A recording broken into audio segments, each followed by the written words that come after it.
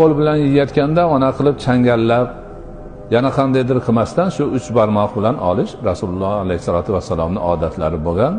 Bu oz bo'ladi, ochko'zlikka qarshi alomat bo'ladi, odobni yuksak namunasi bo'ladi. Ba'zi bir odamlar mana qilib siqimlab oladi, yana qandaydir boshqa narsalarni qiladi, sunnatga xilof ishlar. Ana oz-ozdan olib, og'ziga solib, yaxshilab chaynasin, chala qilmasin, shoshilmasin.